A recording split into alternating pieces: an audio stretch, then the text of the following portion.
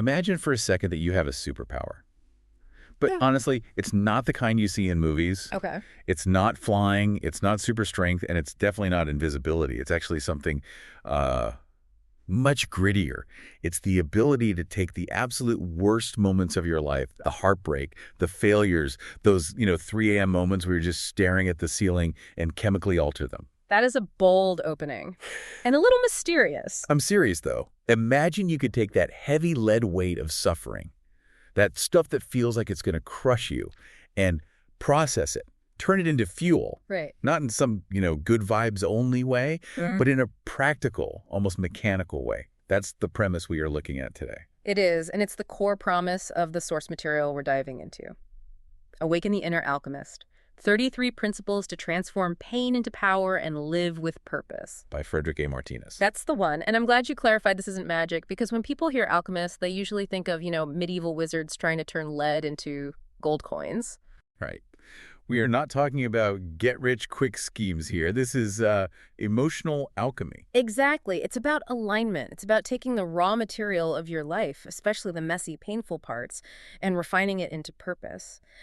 But I have to say, what really hooked me wasn't just the title, it was the guy writing it. Oh, his background's such a weird Venn diagram, right? I was reading his bio and thinking, how do these two things exist in the same person? Completely. On one side, he's a high-performance athlete, a Team USA Masters Olympic weightlifter. So this is a guy who understands physical load, strain, gravity. And breaking points. He knows what it feels like to have hundreds of pounds over his head. But then on the other side, he's an engineer, a Six Sigma green belt, specifically. Right. And for anyone who hasn't spent time in, say, corporate manufacturing, Six Sigma is basically the religion of efficiency. It's all about eliminating defects. Right. Reducing variation, perfecting a process until it is statistically flawless. So you take that mindset, that obsession with process and structural integrity, and you apply it to the human soul. That's what this book is. He's not giving you fluffy affirmations. He's trying to engineer the human spirit to handle heavy loads without snapping. He treats character almost like he treats the spine, which brings us to the structure of the book itself. There are 33 principles. And that number, 33, it's not random. No, not at all. He's very specific about why it matters. He points out that biologically, the human spine has 33 vertebrae. That is your physical support system. And if one of those is out of alignment, the whole machine fails. You can't stand tall. You certainly can't lift heavy weights. And then he layers the spiritual on top of that, noting Jesus was 33 when he completed his mission. And in numerology, it's the master teacher number. Exactly. Mind, body, spirit, all multiplied by divine wisdom. So the book is structured to be this complete support system. The goal isn't just to make you feel better for 5 minutes. It's to build a structure so you can stop asking, why me? And start saying, watch me. I love that. That's such a shift in energy. So let's get into the blueprints. Where do we break ground? We start at the foundation, principle 1, live and lead with integrity. Integrity. It's one of those words that gets thrown around so much it almost loses its meaning, It does. We usually think of it as just doing the right thing so you don't get in trouble. But Martinez flips that. He says, true integrity isn't tested when you're on stage. It is tested in the dark. It's what you do when there is zero chance of being caught. Yeah. And there's a story in the book that illustrates this perfectly. It honestly made me pause and ask myself what I would do. The wallet in the train station. Oh, the ultimate moral pop quiz. Totally. Yeah. A man's in a crowded train station, chaos everywhere, and he sees a stranger drop a wallet. He picks it up, no cameras, no witnesses. Okay. He opens it, and it's not just full of cash. There is a winning lottery ticket inside. Wow.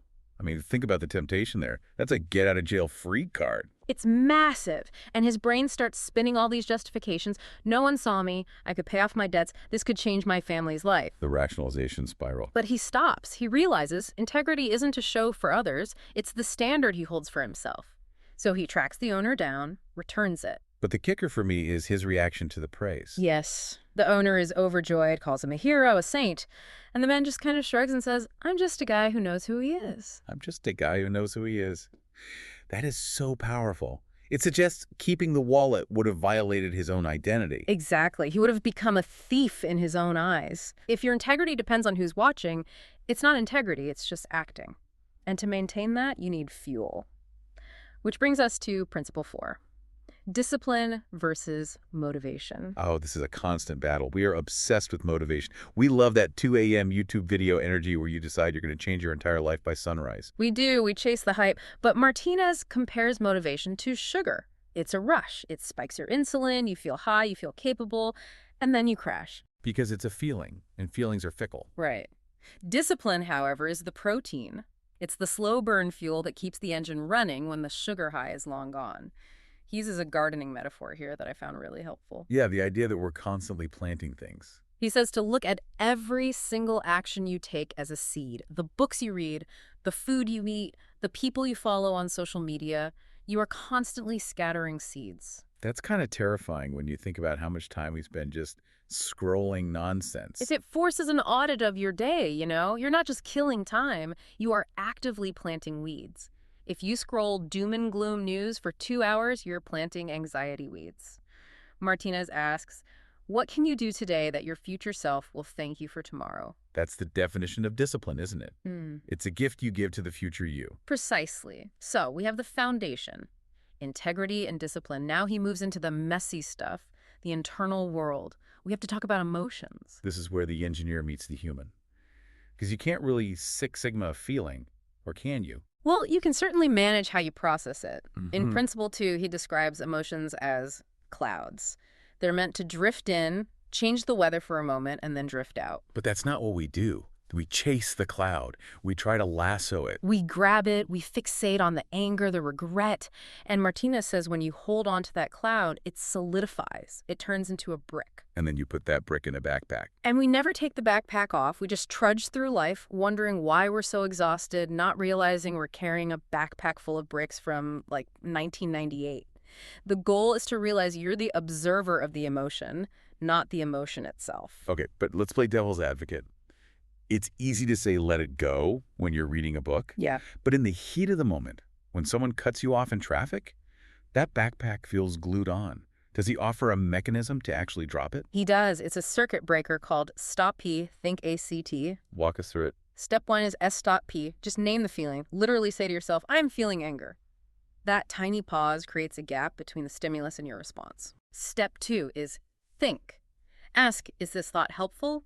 Is it even true? And here he introduces the 90-second rule. I've heard this. It's the idea that the chemical flush of an emotion only lasts for, what, a minute and a half? Yes. The cortisol, the adrenaline, that physiological surge lasts about 90 seconds. If you're still furious after that, it's no longer the chemical reaction, it's you. You are choosing to stay mad with your thoughts. That is confronting. So if I'm mad for an hour, that means 59 minutes of that was my choice. Exactly. Which leads to step 3, ACT. Respond with intention. Don't just react to the chemicals. Analyze the data before you execute the program. But there's a nuance here, because mastering emotions can sound a bit like becoming a robot. But he talks about strength in a way that suggests softness is actually required. This is where his athletic background really comes through. He contrasts the oak and the bamboo. In our culture, we idolize the oak. Rigid, immovable. I don't have feelings, I just get results. But in a hurricane, what happens to the oak? It snaps because it can't move. The bamboo survives because it bends, it yields. And Martinez connects this directly to vulnerability. He realized real connection only happened when he could finally admit, I'm tired or I'm scared. He quotes Bruce Lee here, doesn't he? Be like water. He does. Water is soft, but it cuts through rock over time. Vulnerability is the bridge that lets others connect with you. It's actually a mechanism for building trust. Okay, so we're managing our internal world. Now let's look at how we interact with the external world. This brings us to detachment, principle 5. Let go to grow. This is often the hardest one for high achievers. We're trained to control outcomes. But he uses the visual of the fist versus the bowl. Imagine you clench your fist as tight as you can, plunge it in water, and pull it out. How much water are you holding? None. Maybe a few drops. Exactly. But if you open your hand like a bowl, you can scoop the water up. Life is the same. If you are white-knuckling every outcome, trying to force it, you actually repel what you want. There's that story in Principle 10 about the archer that really drives this home. The choking archer, he's amazing in practice, hits the bullseye every time. But then he gets to the tournament. Suddenly there's a prize, a scoreboard, people watching, and he can't hit anything. Why? He has the skill. Because his focus shifted. In practice, he was focused on the process, the form, the breathing. In the tournament, he was focused on the outcome, the gold medal. When you look at the scoreboard, you take your eye off the ball. That surrendering the result part requires you to stop labeling things as good or bad as they happen. This is the "we'll see" story. It's a classic Taoist parable. A farmer's horse runs away. The neighbors all come over and say, "That's terrible. What bad luck?" And the farmer just says, We'll see. "Yeah." A few days later, the horse comes back, and it brings 3 wild horses with it. Now the neighbors say, "What great luck, you're rich," farmer says. We'll see.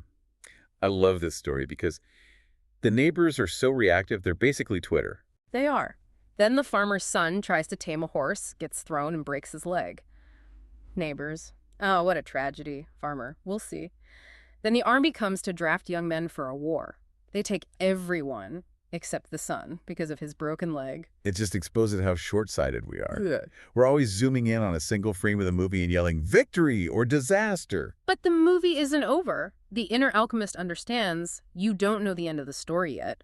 What looks like a disaster might be the very thing that saves you. But, and this is a huge but, people can misinterpret detachment as passivity. The universe will provide, I'll just sit on the couch. Right, that is not what he's saying. This leads to principle 8. Choose faith over fear. He makes this critical distinction between passive waiting and active faith. The story of the 2 farmers praying for rain. Yes, there's a drought. 2 farmers pray for rain, but only one of them goes out and prepares his fields. He tilled the soil, he fixed the fences, even though the sky was blue. That is active faith. The other farmer was waiting for proof. The faithful farmer acted as if the rain was inevitable. The lesson is, faith is preparing for the rain before you see the clouds. You do the work, and then you trust the timing. That preparation requires a ton of energy, and you can't do it if you're leaking energy everywhere. Principle 16 is about guarding your energy. He uses the battery analogy. Have you ever jumped a car? Sure, red to red, black to black. But the working car has to be running, right? Its Right. alternator is generating power while it's giving it away. If the working car is off and you connect it to a dead battery, The dead battery just drains the good one until they're both dead. that's a scary thought when you apply it to relationships. If you keep giving your energy to people who don't reciprocate, who are just dead batteries, you end up stranded. This connects directly to Principle 30, protecting your sacred circle. It's about emotional hygiene. Martinez says to think of your inner circle like your actual home. If a stranger walked up to your door with muddy boots and a bag of trash, would you just let him walk in and dump it on your carpet? No way, you'd slam the door. Yet we let people track emotional dirt through our minds all day long. Negative comments, drama, gossip. We just let them walk right in. You have to be the gatekeeper. It's not about being mean, it's about protection. Exactly. And speaking of limits, we have to talk about the baby elephant. This is Principle 33, and it deals with the limits we place on ourselves. It's a tragic image, but it really sticks with you. It does. When an elephant is a baby, handlers tie it to a small wooden stake with a rope. The baby pulls and pulls, but it's too weak. It learns, fundamentally, I cannot break this. And then it grows up. It becomes a 6-ton beast. It could snap that stake like a toothpick, but it doesn't even try, because in its mind, that limitation is still real. We are all that elephant in some part of our lives, aren't we? I'm not good at math. Yeah. I can't start a business. That's the rope. That is the rope. And the alchemist's job is to test the rope, to realize that the thing holding you back is a memory, not a reality. You have to snap the stake. I want to touch on the bonus principle he throws in at the end. Because once you snap that stake, you need a strategy. He compares checkers to chess. Most of us play checkers. It's reactive, short-term survival. Chess is strategic. It's seeing 5 moves ahead. But my favorite detail is what he says about the pawn. The humblest piece on the board. Right. It's slow, it's vulnerable, but, and this is unique to chess, if that pawn keeps moving forward one step at a time and reaches the other side of the board, what happens? It transforms. It promotes. It can become a queen, the most powerful piece on the board. Except the king. Except the king, because, and this is his point, you are already the king. You're the player. The pawn is your potential. We hate the pawn phase, but the alchemy is in the march. If you just keep moving forward, transformation is inevitable. So let's synthesize this. We've built a foundation of integrity. We're observing our emotions, letting go of outcomes while preparing for rain, protecting our energy, snapping our mental ropes. What's the end game? The end game is the shift from being a victim of your circumstances to being the architect of your reality.